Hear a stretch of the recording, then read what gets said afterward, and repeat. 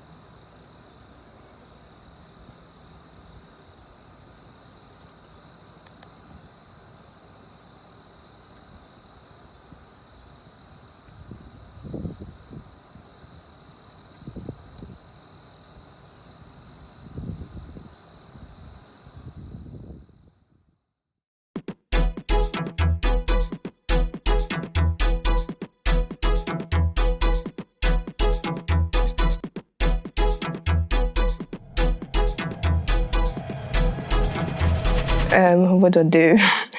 I don't like that question. Central Carnival. I work for Carnival Village Trust and they're hosting Notting Hill Carnival for this year and last year. And I work as their events administrator. I'm like a mixed bag of things. So I'm an artist, a filmmaker, and a historian. I've worked alongside other designers to have my own section, which is not asking for it. I do all the casting and models for a couple of band shoots. I'm creative director for some of the brands that we have within the Caribbean community as well. I also do production for one of the mass bands, Bacchanalia. I was involved with someone who was managing sound trucks at the time and nothing was changing. So I just thought, well, I'm worried about it basically. And he was just sort of saying, well, do something. If you're so upset about it, just do something about it. So I thought, fine. I DJ for Bacchanalia, Whatless. I used to be DJ for Dragons, Chocolate Nation, Coquier. I'm missing a couple of people, but... Anybody go to the Caribbean this summer? But I also work alongside Ebony Still Band and I'm their events coordinator. And I also run Ebony Mass Band. I mostly model for Ebony Mass Band. Sometimes I get involved in making the costumes, anything and anything, but predominantly just modelling and then obviously working up myself on Carnival Day. It was a really great opportunity that I had with one of the really good friends of mine who asked me to help him out with modelling some costumes. I currently model for a couple bands. I model in London, I model in Holland, and I also model in Toulouse. I'm a model for Amherst Mass, and I fet with them too. Well, through a good friend of mine. His business partner is a costume designer. So I basically was like, well, if you need a model, holla. And he did. And then I was like, oh, damn, I've really got to do this. So my involvement in Notting Hill Carnival is costume designer and section owner. Currently at the video owed Amherst Mass London. We've been on the road for 2 years now.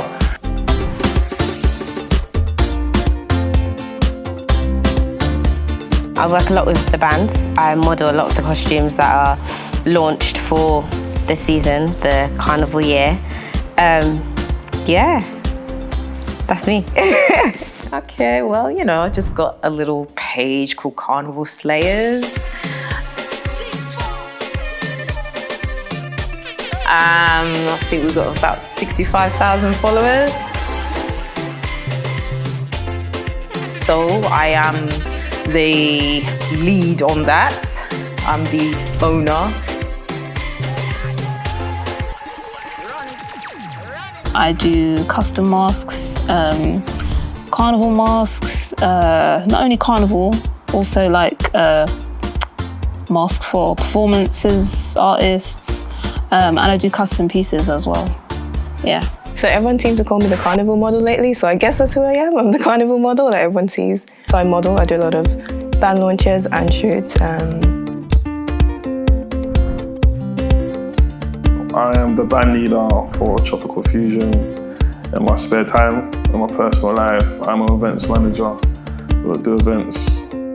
Currently now, I put on a festival called Dreamland Juve. It's Carnival Saturday. I'm the director of Ebony Steel Band Trust. I've been running Ebony Steel Band for nearly 50 years now, and I've been involved in Carnival from its inception, more or less, and I've been involved in one way or another, either on committees or chairing the Carnival was my last role, and just been taking part in Carnival.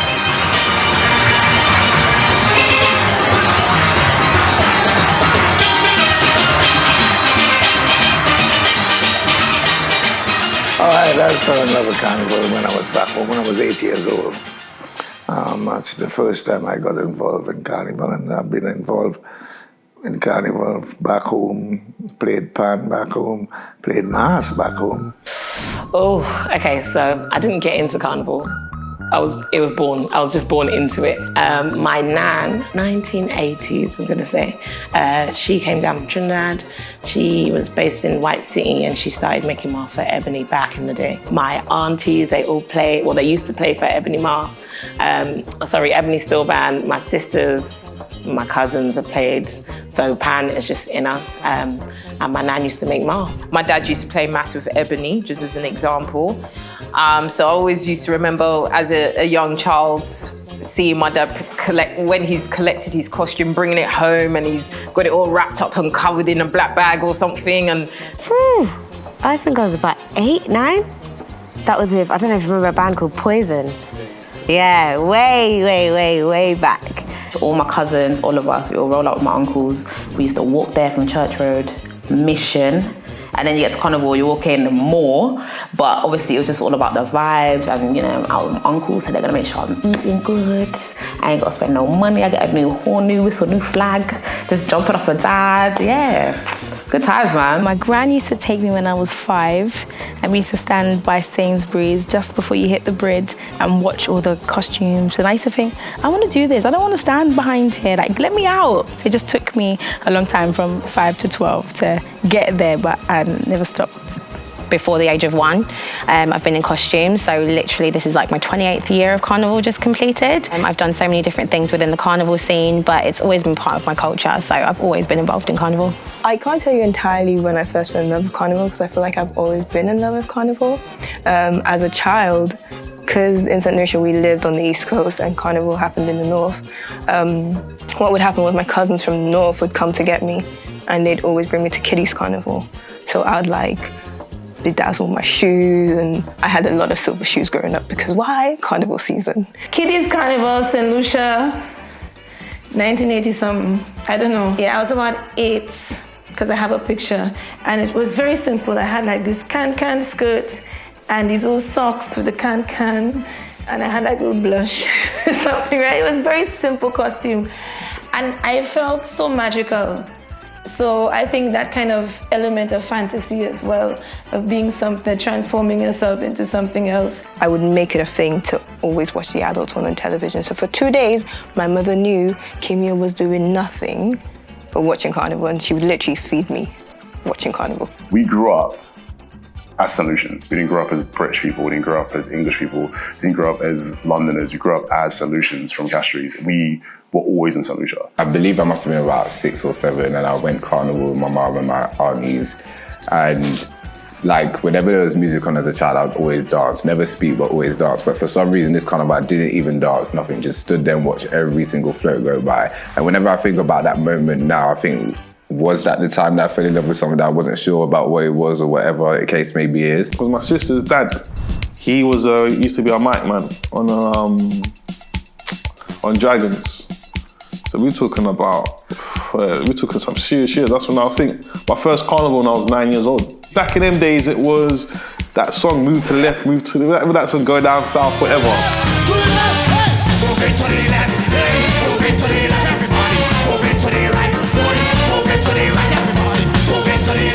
I think they was rinsing that tune.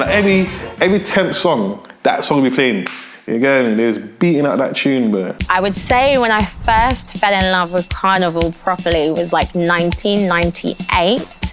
I remember being on the road that year, and I think that was the year Chanel Dempster made River. You know the song where it's like, when the river, I love that. And like every time I hear that song when it reaches like Carnival Day, it brings me back to being like 7 years old. And yeah, that's the first moment where I can remember being like, man, I really love this. Like, even if my mum didn't bring me here, like every year, like I would be here. Usually when I go to Carnival, I'm with my nan or my aunties. I have to stay with my mum. But that year, she just sort of let me let me go. So we used to stay with Ebony, and the most we could do is run to the float before us or run to the float afterwards. I suppose that was my year where I was able to sort of like gallivant 3 trucks forward. And every year I would be at mass camp for like the entire summer. Like I never had a summer where I was just like with my friends going to the cinema or anything like that. I'd be at mass camp from like day till night. But that was the year for me that really made a difference, really made me think like, I love this. This isn't just something that I'm brought to. It's definitely like me loving my culture. But when I was like, I think 18, I had gone on a float with Pure Lime. I think my friend had managed to get us some wristbands or whatever to go to help out. And I remembered the feeling that I feel now when I see people in costume, and they was just in a t-shirt and a bucket. I think it was playing like Army Fair. But I remember like the soca music, the sun was blazing, was going down Notting Hill. And I just remember that feeling, and I've never let it go because it was like the best feeling that I'd ever felt. And I was with my people and I felt lit.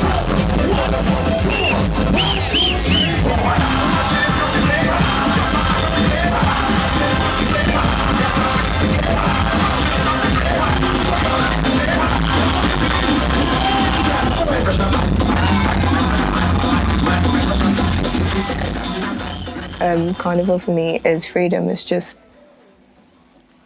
a joy. Like whenever I'm on the road, I think of nothing but everyone's face is just so happy. It's like, I want to live in this moment forever. And that's what Carnival is about to me. It's about being free to express yourself as you wish without judgment and without feeling like someone's looking at you. Imagine you're having a Brazilian holiday in cold Labrador Grove, and you don't care because in your mind, it's Brazil. I just like everything to do with Carnival. I like the whole design stage from the beginning, creating it, and then just seeing it come to life. Like when you have your photo shoot, when you see it on your models, and it's just an overwhelming experience. And then when you see it on the road, on all your different masquerades, you're like, wow, like, did I do that? Do you know what I mean? It just kind of comes to life, so I like everything. But we've come full circle, I feel, and what we're trying to do is actually not just make it into a Caribbean thing, but to show other cultures like, look, this is what we're doing. We all live in London, be a part of this. It's just a melting pot of different ethnicities. And that for me is the perfect way to describe London. And so when you get a representative of that within something that's on such a large scale, I think that's what makes it so different. I was more shocked that I can have a Caribbean experience in London, because I grew up in Miami where 7 o'clock made, and your road, Miami doesn't have it's in a big circle. And 7 o'clock, you're done. Toronto, same thing, you're done. This Labor Day, you're done. Where I was like, yo, we in one of the world's leading city, and we going around, this thing doesn't want to finish. I got work 8 o'clock in the morning. Like, what are we doing right now? Carnival used to go until the truck came back to base. Yeah, so we're talking about wherever your base was. Yeah, Carnival might finish at 1:30 in the morning. It didn't business. Yeah. It was just when the truck came back. And even when the truck came back, the truck will still be playing music, wherever that base is. Yeah, and that's where it used to be. I remember almost doing the whole route and just being tired and finishing, and it was dark. And now, sometimes we're just on top of the hill and it's bright outside and you can't play no music. So that just let down the day a bit. We used to have full poems. Like, so you would have like a narrator standing in your truck, you'd have like full background music, and they would tell like a story about like the goddess or the sea or this or the sun that you're playing and everything like that. It would be a full story. All of these things are references to our history. So it's like, especially Dirty Mass is a lot of reference to slavery and our history. So you look at Jab Molassie, Dirty Mass, all of that, right?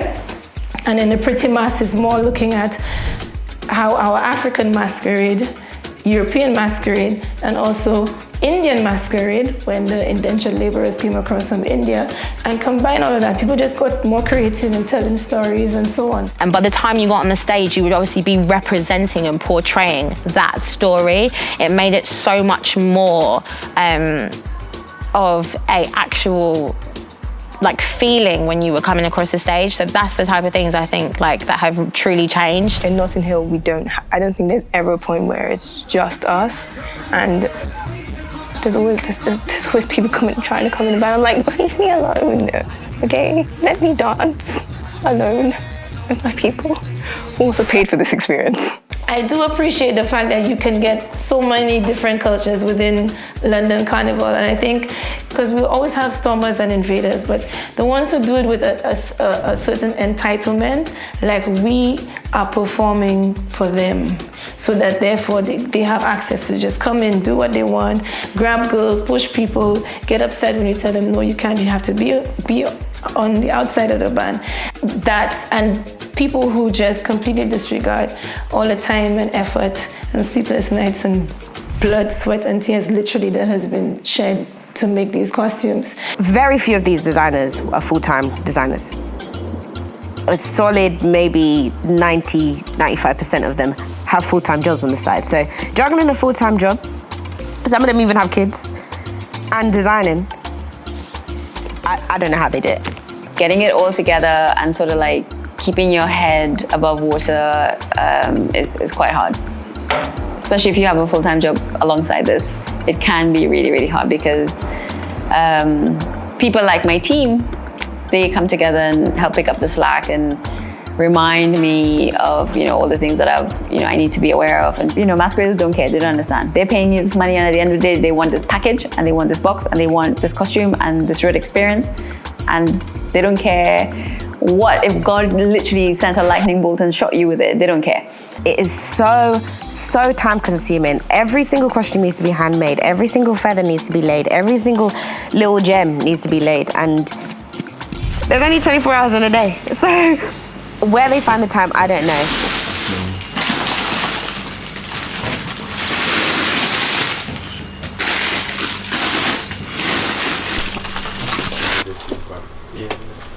That's what I'm saying. We had another pink, but I think it's gone. It's a baby costume. Let's just get. Just because I know you want stretchy stuff, so yeah, definitely. I'm not going to show you something that's not stretchy. But there are 3 areas. That's the first one. I want that one. But if you want, repeat, yeah? So let me know so I can make them up first before you get them, yeah? Carnival on a global sense, I feel like it's getting homogenized. It's like the costumes starting to just look all the same. Like when I was growing up, I could tell that's a Bajan costume, that's a Trini costume, that's a Guyanese costume. Now I can't tell.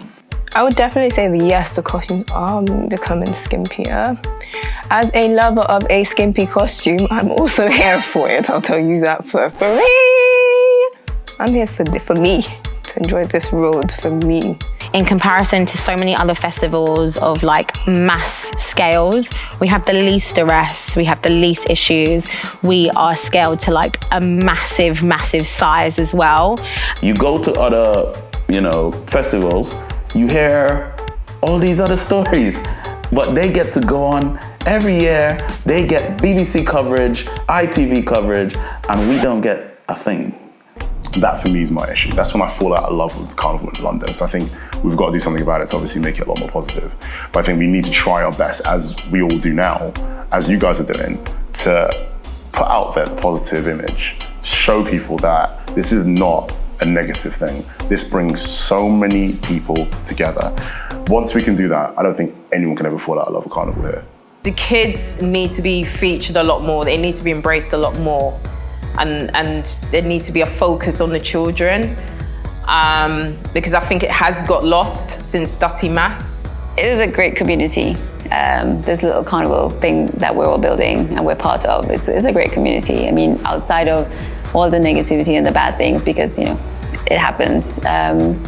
It's nice because we do something, and I think we add some value to somebody's life somewhere. You know, somebody who might not have found this or found friends or whatever via this route. I've seen instances where it's really helped, and I think that's one of the best things, the family part of it, because you see the love, you see it, and it's nice.